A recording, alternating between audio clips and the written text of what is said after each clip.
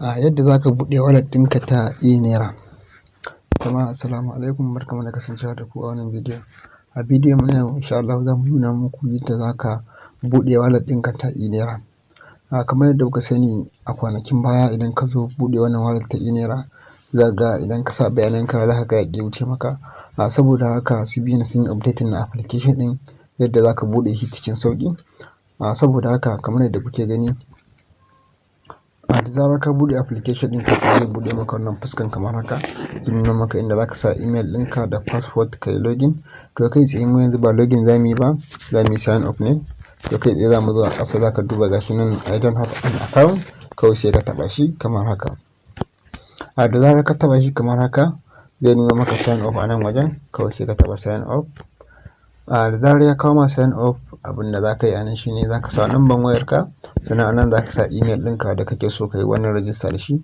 Kai tsaye saboda haka yanzu bari mu saka number wayar mu.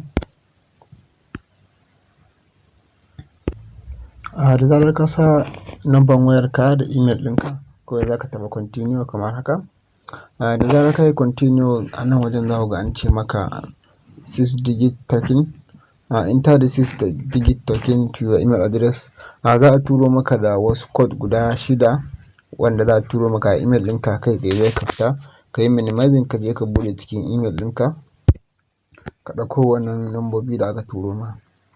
Kai tsaye kamar yadda kuke gani gashi nan yanzu mun shigo cikin email ɗinmu. Za mu zo kamar yadda kuke gani gashi nan eNaira. Za mu zo gashi nan idan kuka duba anan ga na code nan an tura mana OTP gashi nan one time password. Kawai kai tsaye za mu matsa shi mu yi copy. Bayan mun yi copy ɗin shi sai mu dawo cikin application ɗinmu na eNaira, kawai sai mu pasting, sai mu taɓa verify. Da zarar ka taɓa verify a nan wajen zai kama maka, zai ce kai selecting wani banki kake so ka yi linkin ɗin wallet ɗinka na eNaira ka da shi. Kai tsaye za ka jawo ka zo ka nemi bankin da kake so ka yi amfanin ka da shi. Da zarar ka yi selecting banki a nan wajen, kai tsaye kawai za a nuna maka wannan fuskar.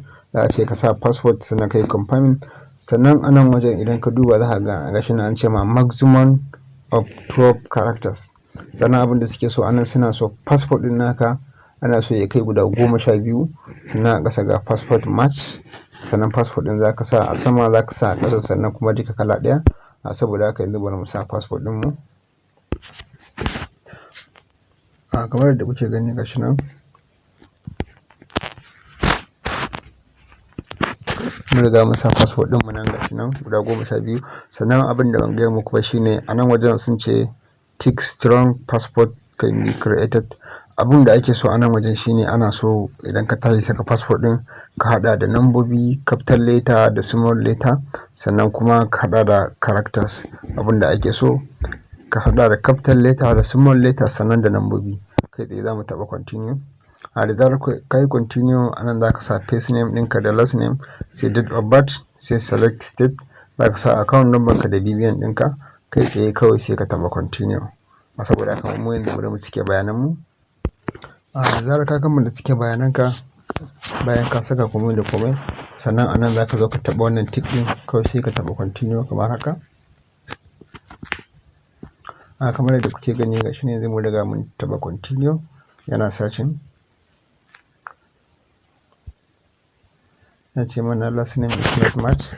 Mun ɗan yi mistake a nan, saboda haka sai mu sake continue.